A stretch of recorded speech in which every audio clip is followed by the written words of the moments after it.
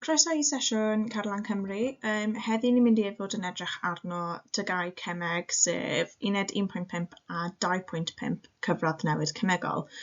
Dyma amcanion wers I allu archwilio i'r ffactorau sydd effeithio ar gyfradd adwaith Cemegol, gan gynnwys tymheredd, crynodiad, gwasgedd, arwynebedd arwyneb a defnydd catalydd.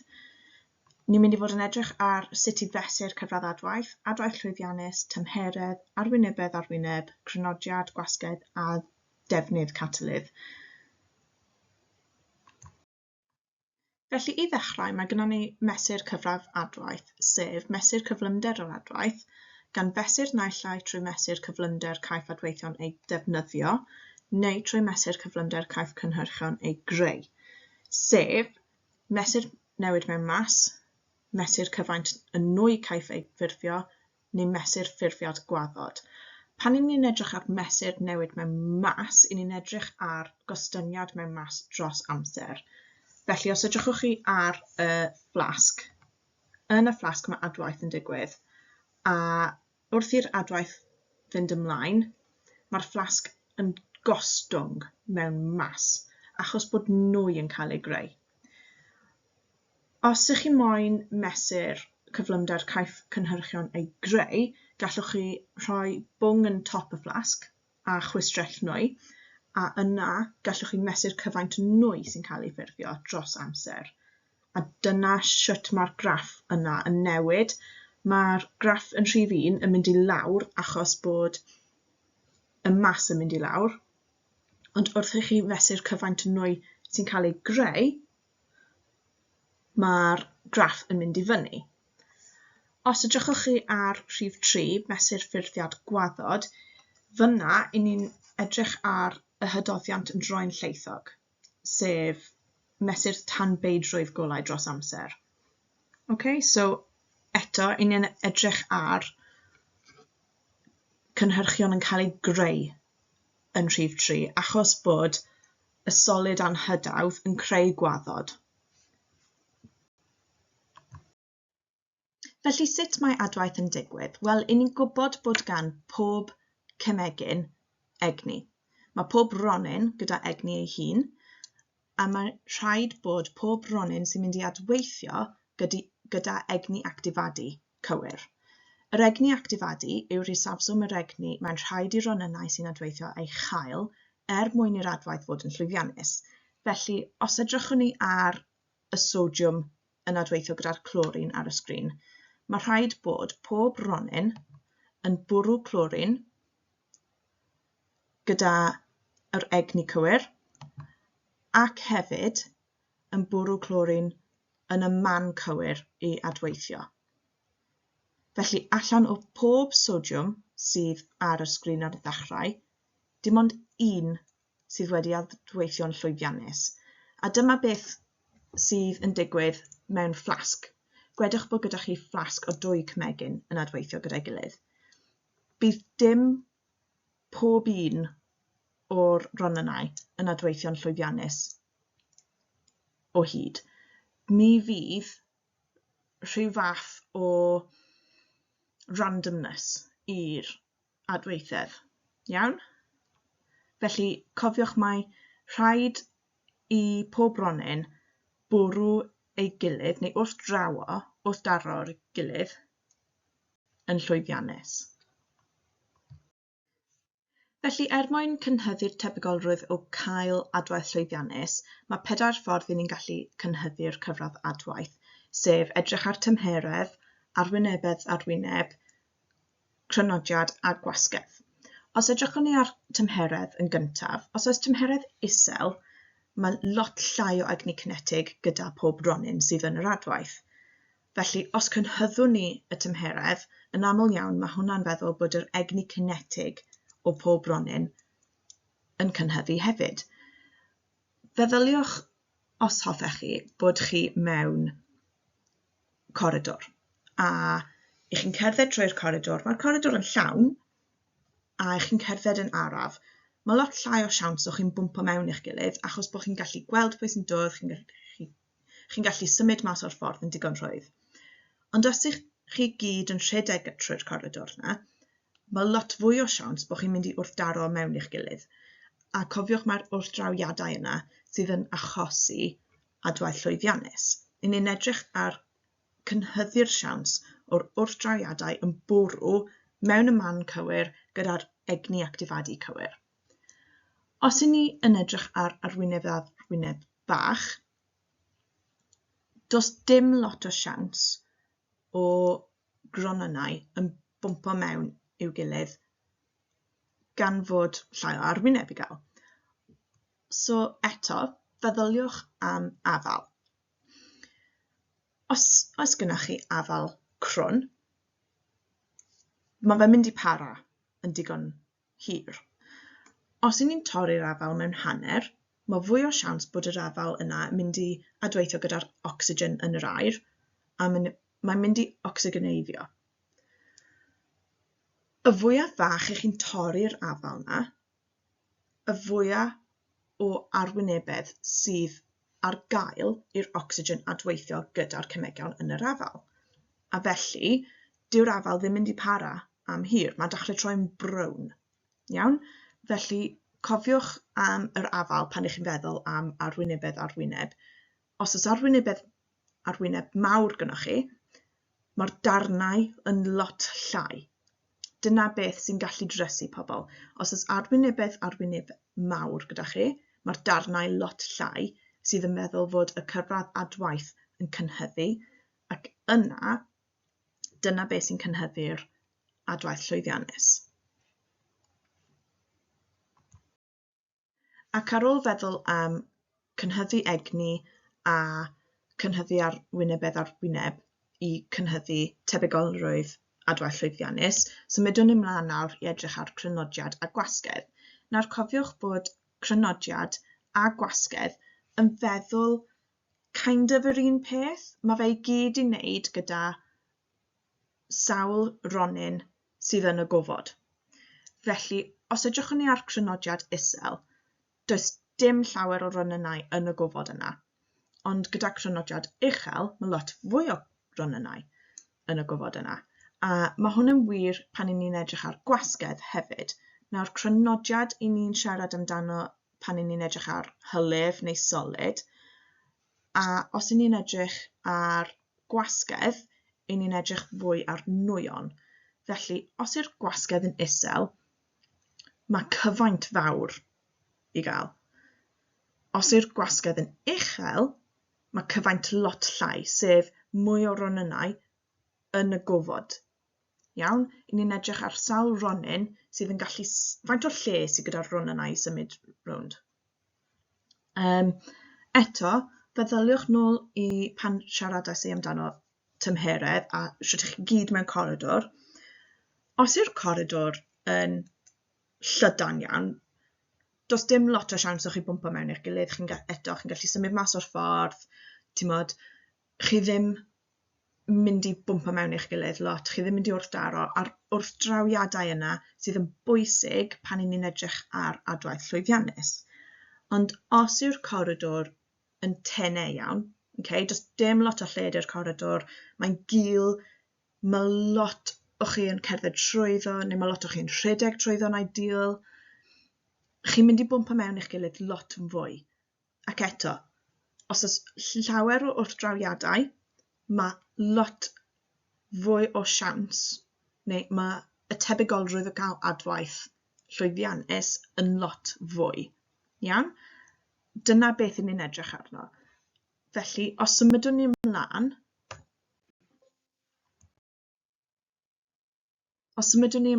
fe ddoi nôl i'r edrych arno yr wrthdrawiadau a'r egni actifadu, sef yr ifsafswm yr egni mewn rhaid i'r ronynnau sy'n adweithio eich chael mwyn i'r adwaith fod yn llwyddiannus.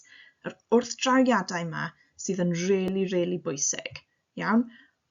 Os nad yw pob ronyn yn bwrw ei gilydd yn y lle iawn, gyda'r egni iawn, ni fydd yr wrthdrawiad yn llwyddiannus. A feddyliwch am pob ronyn gyda hyn a hyn egni, mae catalydd yn gallu lleihau yr egni actifadu. Beth mae hwn yn wneud yw cynhyddu'r nifer o ronnynau gyda'r egni cywir mwyn i'r wrthdrawiad fod yn llwyddiannus. Felly, os ydych chi'n defnyddio catalydd, a wedyn yn defnyddio tymheredd uchel, a chi'n torri eich solid lan mewn i powdwr yn lle chunks mawr, a chi'n gwneud yr holl beth yma sydd yn mynd i cynhyddu cyfradd yr adwaith, dyna pryd gewch chi y fwyaf o adweithion llwyddiannus. A dyna beth sy'n bwysig. Mae'r catalydd ei hun ddim yn cael ei ddefnyddio yn yr adwaith. Catalydd, mae'n cyflymu'r adwaith heb gael ei ddefnyddio trwy lleihau'r egni actifadu. A chi'n gallu cael catalyddion fel cemegion, neu chi'n gallu cael catalyddion biolegol. A pan ni'n edrych ar eich manyleb, mae popeth ydw i wedi bod yn siarad amdano hyd yn hyn yn iawn i y manyleb dwyradd a'r manyleb triphlyg, ond symudwn ni ymlaen nawr i'r darn sydd ond yn effeithio y manyleb triphlyg, sef catalyddion biolegol, sef ensymau. Felly dyma darn o'r fideo sydd yn ffocysu ond i rheina sydd yn astudio cemeg triphlyg, ac ni'n edrych ar catalyddion biolegol, sef ensymau. Nawr, mae rhaid bod chi'n deall y wahaniaeth rhwng ensym a catalydd cemegol. Mae'r catalydd cemegol, fel powdwr yw fel arfer, chi jyst yn adio fe i'r adwaith fel bod e'n mynd ymlaen.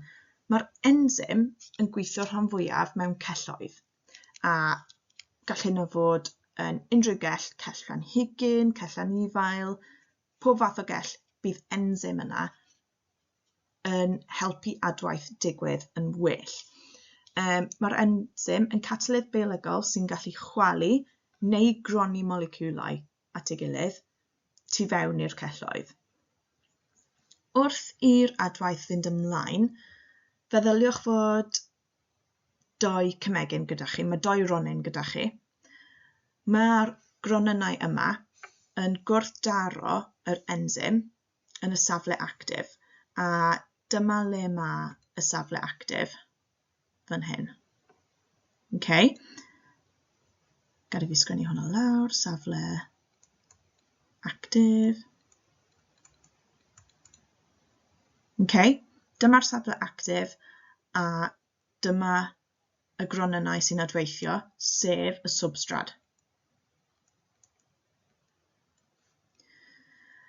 Pan mae'r substrad yn bwrw'r safle actif, ni'n creu cymhlyg, sef cymhlyg ensym substrad.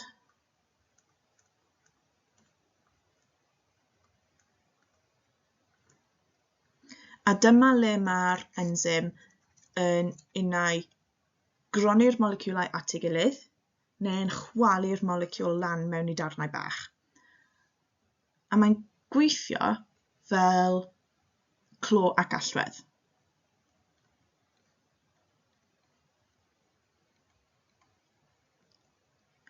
Feddyliwch mae'r ensym yw'r clo, a'r substrad yw'r allwedd. Mae gan pob clo allwedd sydd yn ffitio yn specifig. Mae gan pob ensym substrad neu cemegyn neu sylwedd sydd yn ffitio yn specifig iawn. Nawr, mae ensymau hefyd, maen nhw'n eitha picky. Okay? Maen nhw'n licio fod conditions yn optimum. Iawn? Felly, mae lot o pethau sydd yn effeithio faint mor dda mae ensym yn gweithio. A os yw'r ensym yn gweithio'n dda, dyna'r adwaith yn gweithio'n dda. Os nad yw'r ensym yn gweithio'n dda, mae llai o tebygolrwydd o adwaith llwyddiannus yn digwydd. Felly, edrychwn ni fel enghraifft ar tymheredd, achos ni'n gwybod bod tymheredd yn cynhyddu yr egni cinetig, sydd yn yr adwaith. Os oes tymheredd isel iawn, mae'r egni cinetig yn isel iawn. Felly, ychydig iawn o wrthdrawiadau sydd yn mynd i digwydd, a i ni'n edrych yn specific ar y graff yma fan hyn. Os allai tynnu llun saith yn iawn. Dyna ni. Dyma'r graff ni'n edrych arno nawr. So, rhif 1, edrychwn ni ar egni cinetig isel, sef tymheredd isel. Fel bod tymheredd yr adwaith yn cynhyddu, mae'r gwrthdrawiadau ac adweithiau yn cynhyddu, sef step 2. Iawn? A mae'n mynd i cynhyddu hyd at pwynt le mae'r tymheredd y gorau posibl i'r enzyme yna weithio y gorau posibl. A dyma lle bydd gwrthdrawiadau mwyaf llwyddiannus fesul amser uned yn digwydd, sef gwed bod angen 5 gwrthdrawiad, wel, bydd lot mwy na 5, ond just fel enghraifft yw hwn, gwed bod angen 5 gwrthdrawiad llwyddiannus mewn eiliad, dyma le bydd y 5 na yn digwydd ar y tymheredd yma, sef i'r enzym specific yma, 30 gradd Celsius. Wrth i'r tymheredd cynhyddu bellach, feddyliwch fod yr enzym tymed bach fel siocled yn eich llaw chi. Iawn? Mae fe'n dechrau dadnatureiddio yw'r gair i ni'n ddefnyddio. Mae fe'n dechrau fel toddi, mae fe'n colli siap, a mae hwnna'n feddwl bod y substrad methu ffitio mewn i'r safle actif yn iawn. A wrth i'r tymheredd cynhyddu yn bellach, so ni nawr y symud mlaen, ni wedi gwneud 3, 4. Rhif 5, mae pob enzym wedi datnatureiddio wrth i'r tymheredd cynhyddu gormod. Nawr, feddyliwch nôl dros y fideo i gyd. Mae graffiau efallai deith lan mewn eich arholiadau, a mae eisebwyr chi'n gallu edrych arno'r cyfradd adwaith. Cofiwch, mae'r adwaith arafach yw'r llinell sydd ddim mor syth. Mae'r adwaith cyflymach gyda llinell yn syth iawn ar y dechrau, a mae'n benni yn gyflymach. Mae'r adwaith yn benni'n gyflymach. Mae'n cymryd lot fwy o amser i adwaith araf dod i ben.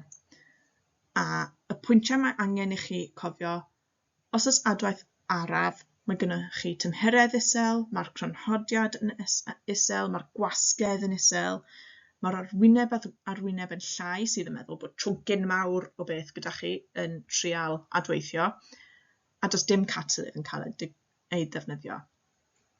Os ych chi yn defnyddio catalydd, chi'n torri'r trwncyn mawr yna lawr mewn i powdwr sydd yn cynhyddu'r arwyneb, chi'n cynhyddu'r cronodiad neu'r gwasgedd o'r nwy a ych chi'n cynhyddu'r tymheredd, dyna pryd gewch chi adwaith cyflym iawn.